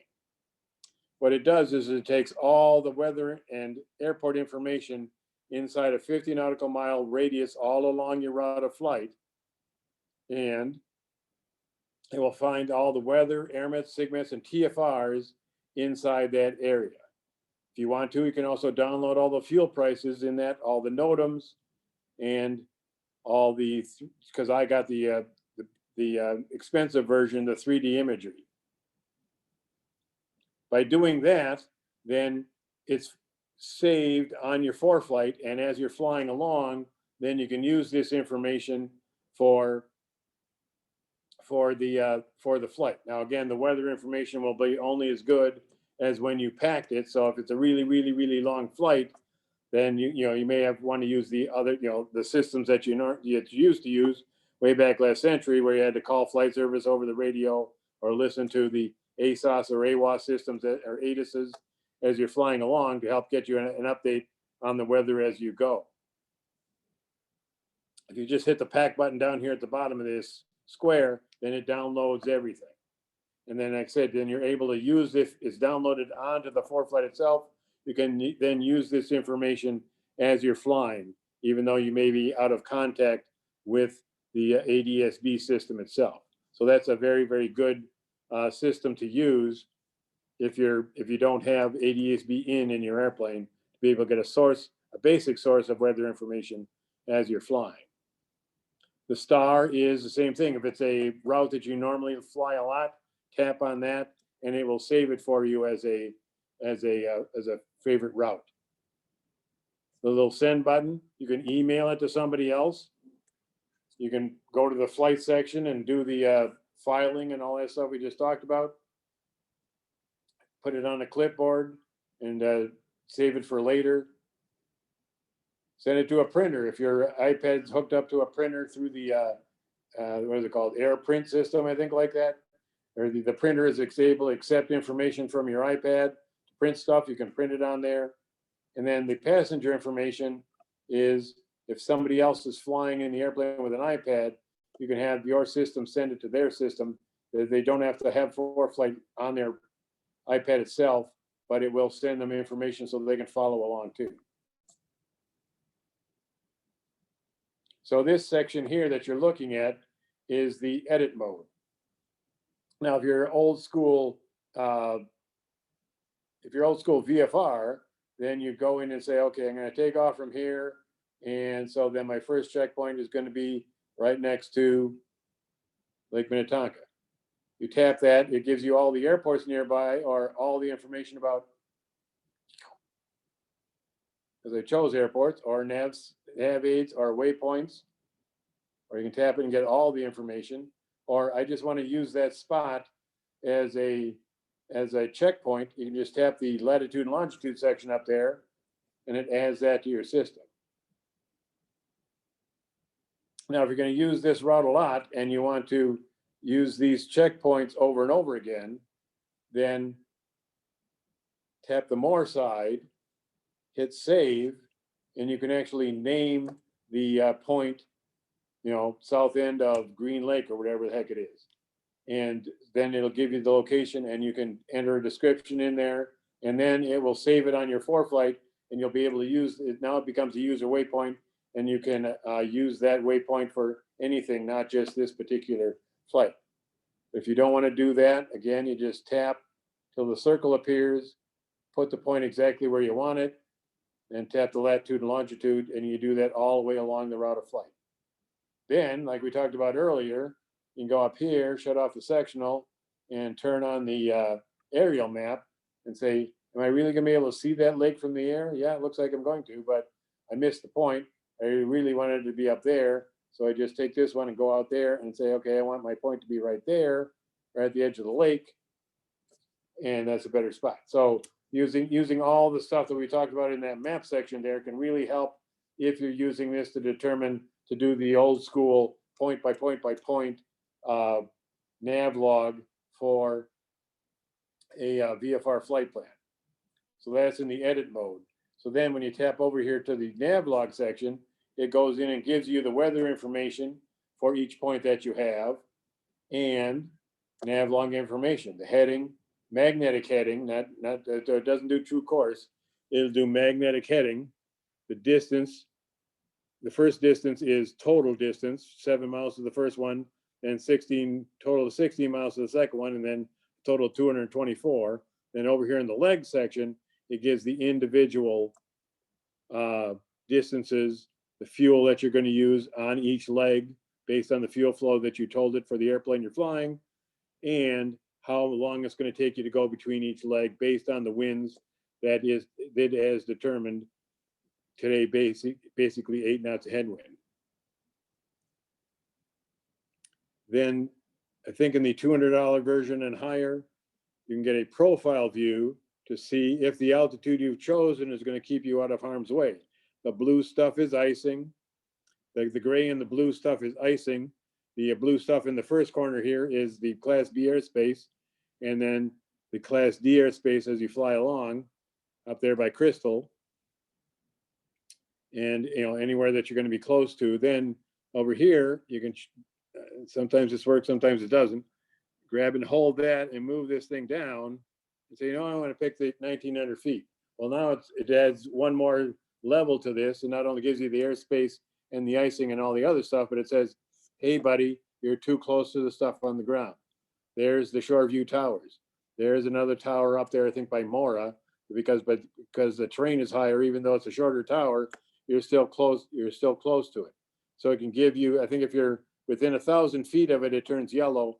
If you're less than 1,000 feet above it, it turns red. So it's telling you that at this point, that's probably not a good altitude to choose. So then you can just run it back up and then everything, now you're still turning yellow a little bit, move it up a little bit farther and everything turns green again. So this profile view here helps you with a lot of information as far as making sure that the altitude you've chosen based on your flight plan is going to keep you out of harm's way.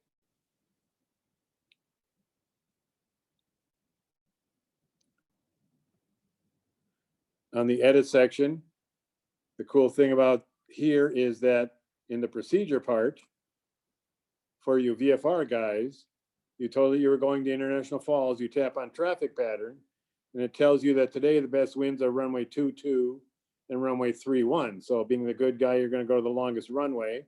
So you pick runway 31, and it says, okay, from where you're coming from, probably the best thing to do is do a 45 to downwind. So it adjusts your flight path just slightly, so you end up on the 45 to downwind. And then if you click add to route,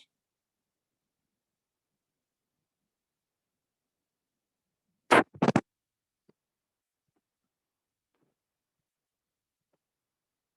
put it on the map.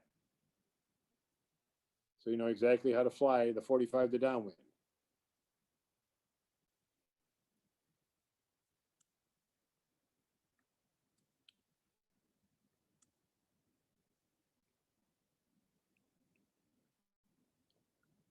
Now cross midfield or cross teardrop is kind of weird because you're coming in from the wrong direction. But you know, if you pick, but you know, it'll allow you to choose any of those entries into the airport itself.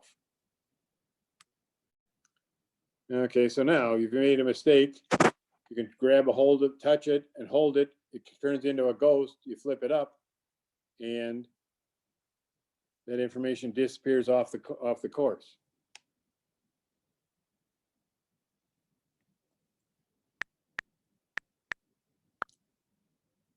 Now, if you're a IFR guy, you can do it the old-fashioned way. Take off the aerial map, go back to the IFR low chart, and take a look. So you draw a direct line between the two places, and you can look here and say, okay, looks like I need to go to Gopher and pick up Victor 218 through Grand Rapids and stay on Victor 218. And so then you have to go in and type in all that stuff up here at the top.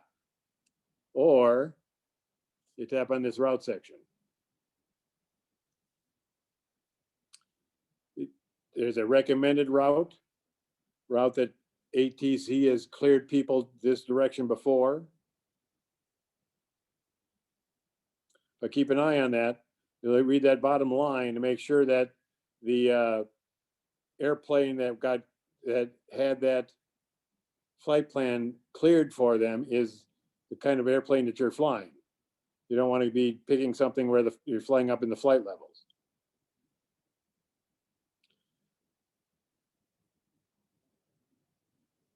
So you find the route that you want, select the route, and it draws it on the thing for you. But the nice thing about going in here and picking the individual Victor Airways is it does one more thing for you. Let me erase all this stuff. And let me go KFCM to Gopher. And if you want it then to type in, if you're doing it the old-fashioned way and figured out the Victor Airways you want to fly, Victor 2. So Gopher, you're getting on Victor 2 at Gopher. Then you're going to fly to the Fargo VOR. Then you're going to fly to KFAR, and that's your destination. You want to put that in so that the flight plan will work.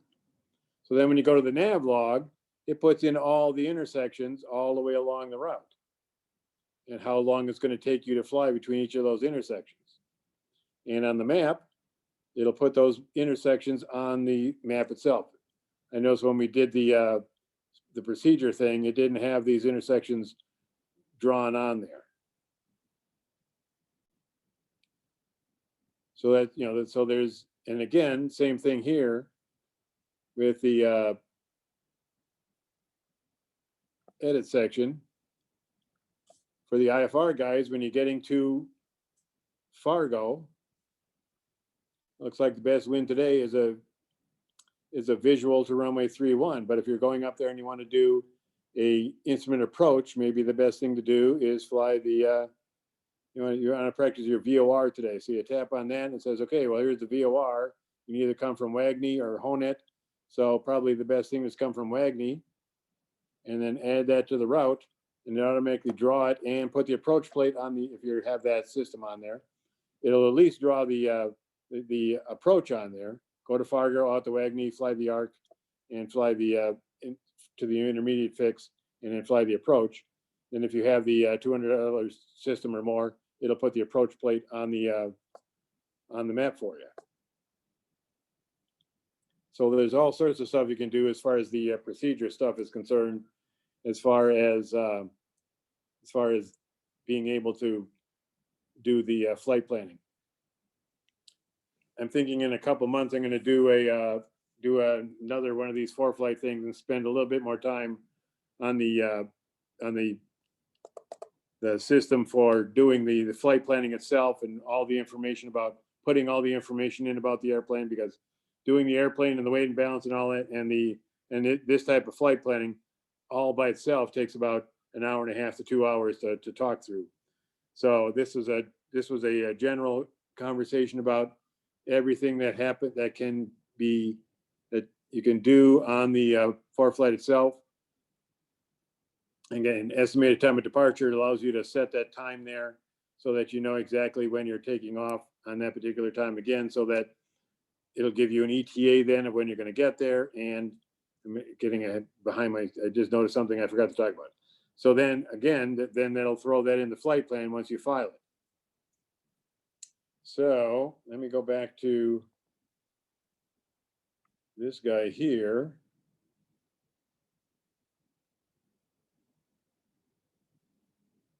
So I think I set it up so that you can unmute yourself. So if you want to, if anybody has any questions right now about anything I talked about in the last hour and 55 minutes, you can take questions now. Let's see here.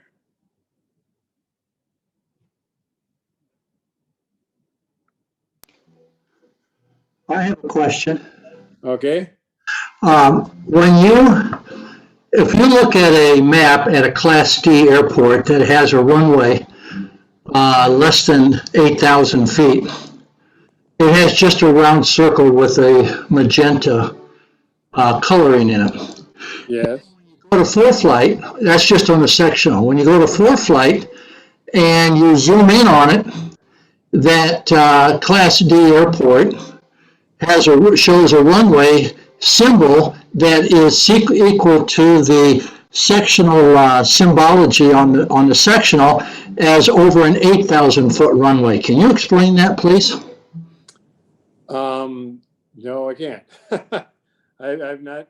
Where have you run into that? Do you know what I'm talking about? Can you give me a for instance? Yeah, just go to any Class D airport around Minneapolis. Okay, well, all the Class D airports around Minneapolis. Oh, I see what you're saying.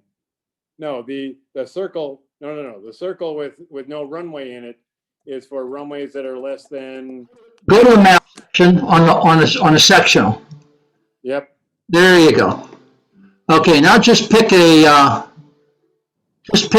Class D airport out there. No, not there. No, not there. Whoa, way back. Okay, we'll go to St. Cloud.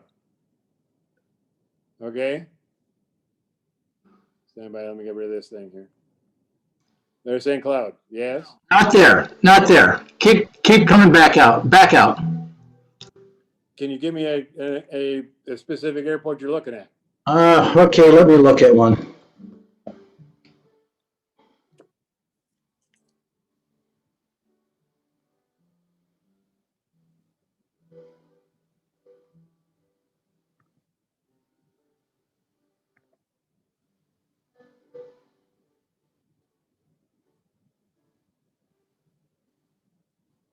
Because I think it's a blue dot without a runway on it if it's less than 1,500 feet long.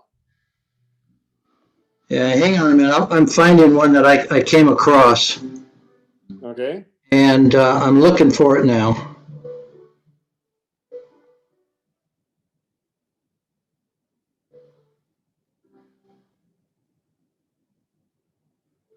Meanwhile, you can take another question while I'm looking for this.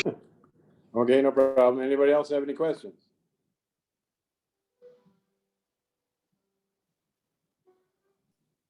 Yeah, quick question on aerial views, aerial map.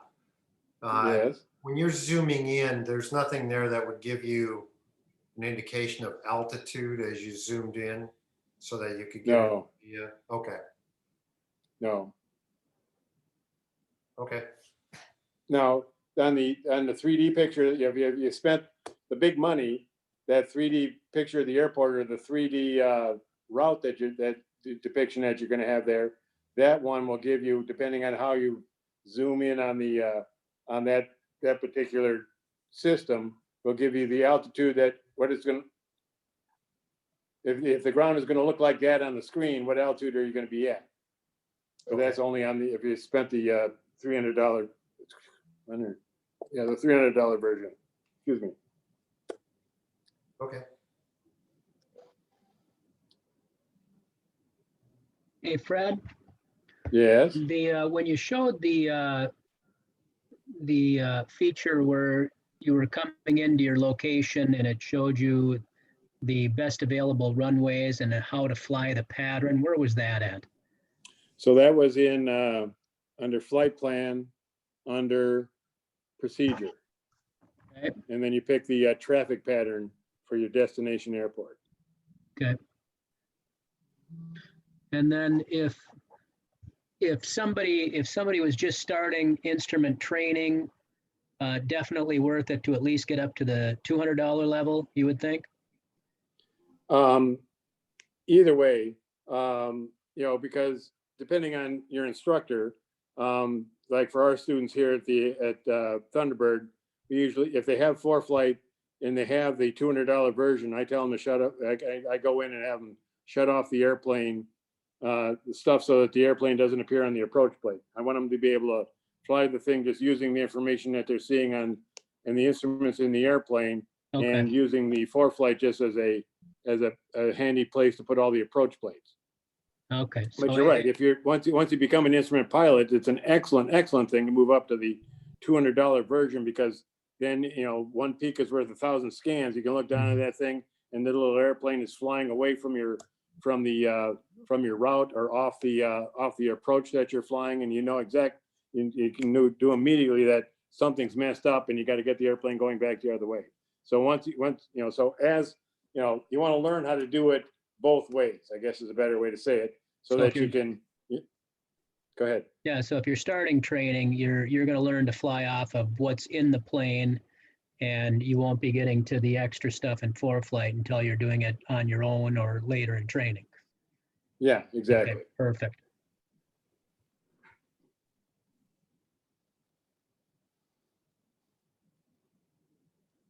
Yeah, for some, Hang on a second. I can't find that airport because it had an airport symbol of just a small little airport with a hard surface runway of like 3,000 or 4,000 feet, and then you zoomed in and it gave it the symbol of an 8,000 foot runway. And I'm trying to find that. So Oh, no, okay. I see what you're saying. So the same thing happens in okay, let's back up here. So if we go to the maps and go back to Flying Cloud, right, have it zoomed out so it's a sectional, it's just a dot. But then when you move it in and it becomes the terminal aerodrome chart, then the dot disappears. Like a crystal. See, if I squeeze it back in and turn it into the whole thing screen's a sectional, crystal's a dot. But when I zoom it out, come back in closer again, and now that area inside this white square here turns into the terminal aerodrome chart, then all the stuff in here, all the airports inside here, none of them are dots. They just show the depiction of the runways as if they were longer than 8,000 feet. Yes, I see what you're saying. So it's because you've gone from the sectional to the TAC chart in the ForeFlight depiction. See what's happening here? yes, Yeah, I see what it is. Yeah, that's exactly what I'm talking about. Yep. Yeah, so it's gone from sectional depiction to terminal aerodrome chart depiction, and all the airports on the terminal aerodrome chart are as if they were longer than 8,000 feet. That's exactly what I was looking at. Yeah. Yep. Any other questions? So it brings it up as a terminal aerodrome then. Okay. Yeah, exactly. It'll switch from the sectional depiction to the terminal aerodrome chart automatically without you having to do anything. Okay, great. Thank you. Okay, so any other questions? Can you show how to overlap the approach procedure plate again? So if you have the $200 version, you can go to anywhere you can pull up the plate. The easiest way is go to airports. Pick the airport you're going to go flying into. Go to the tabs across the top of that section there, select procedure, then go down the side and pick, so for in this case, instrument approaches. Hey, everybody notice that the VOR alpha and the crystals disappeared? I guess we had to trade that out to get the RNAV to runway 32. But anyway, so then you pick out the approaches for the airport that you want, find the approach that you want, and then over on the side, if you have the $200 version, this little map symbol will appear. And it says send it to the map. You tap that, and it puts the chart right on the map. And then, so then you can tell where you are in relationship to the approach based on the chart. But then you do the same thing over here. Let's see, back up. Disregard. Let's get out of here. So back to airports. Hit the procedure button. If you don't tap the map symbol and just tap the name of the approach, then it goes to the plate section and just brings it up for you. And again, I got the $200 version or higher, so you got the blue square. So then the little airplane would appear on that. So let me be smarter and go back to here and pick one of these approaches. And there's my airplane on the approach chart. So the airport, the easiest way for me, airport button on the bottom, hit the procedure button, find the airport that you want, hit the procedure button, then hit the approach, find the approach that you want. If you have the $200 version, tap the map symbol, the symbol next to the map, and it'll send you the map for you. If you just tap the name of the approach, it just brings up the approach plate in the plate section. Any other questions? Yeah, I've got another one. Okay. It's Gordon. On your when you go to more, and you got the high end version of it. Yep. You go to performance. I went in and you have those performance airplane. You can put your weight and balance in performance profiles. There it is. Yeah. And when you do that, I put some tail numbers in there that I would fly. And I was trying to figure out when you get the performance, how do you read that? How do you know which one is best? Yeah, like that. How do you know which one is best? And how do you change any of those, or can you not change them? No, this is stuff that's coming basically out of the POH through ForeFlight. And so it's giving you, if you're flying 55%, and gives you, from the other information that you told it, climb speed and descent speed, and then flying along at best economy. So then the other performance, what are you climbing at? What do you want the cruise model that you want, and all that business. You can adjust all that stuff there, but this is basically just so again, some of this is homework, sitting down with the POH and figuring out what's the best power setting that you want to fly with based on, do you want 75% to get there quicker, or do you want best economy to save on gas? Do you want to do 55% because it's easier to fly? Or you can, go in and, change again, do your homework and add performance profiles in there, all that you want. This information here, I think, came from ForeFlight, just as examples of things that people have used in the past. Have you, Or that you, go ahead. have you ever used these performance profiles? No, I have not. Oh, okay. Because I tried to use them and I couldn't get them to work right. So I couldn't get what they were saying. So, Well, basically, all it does is helps you with how much gas you're going to use. So then you, as the pilot, have to set that. You know, if in this case, the default here is 75% best power setting, 75% throttle. it's both and time, you know. Yeah. But you know, basically, it's what altitude are you flying at? Using the winds, how long is it going to take you to get there? What does the book say the fuel flow is going to be at 75% power at that altitude? It does all that figuring for you. And when it says, here's how much gas you're going to use, that's where that comes from. Then you as the pilot have to go in and fly that when you get there. So if you want to do 55% best economy, you have to set your airplane up to 55% and lean it out to best economy when you get to altitude so that you're flying as close as you can to what you plan. Does that make sense? Well, it does.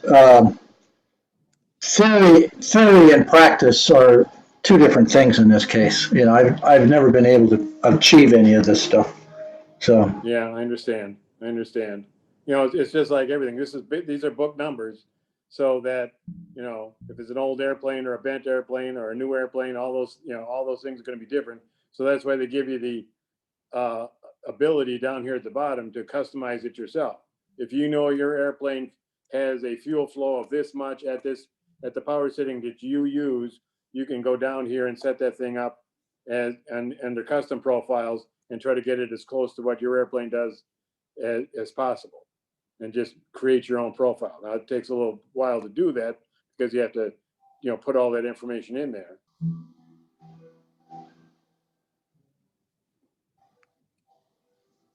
all right, thank you. Yep. Any other questions? Okay, so on February 3rd, the next time I'm going to be talking to you folks is going to be February 13th.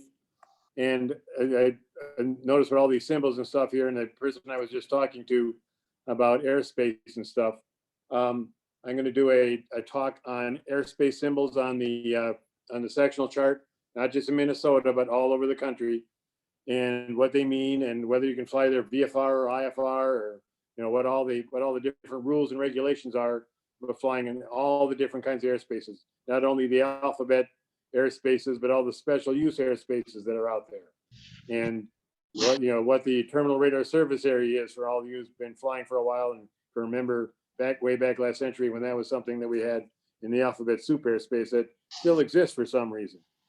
So on February 13th at 1 o'clock, we'll talk about airspace and symbols on the sectional chart. And on January 30th, there's going to be another in the continuing series of talks from our chief of maintenance about preventive maintenance system, the preventive maintenance that you can do as the owner operator of your own airplane. And he'll be continuing that series of talks on January 30th at 1 o'clock. And as always, all this stuff will be on the FAA website. So if you just want to keep an eye on that, we'll put these on the website. If you want to, you can respond to the information that you got from our marketing guy, and then he can send you an email letting you know that the stuff is available on the FAA website for you to go in and sign up. So if there are no more questions or concerns, then we'll call this one good.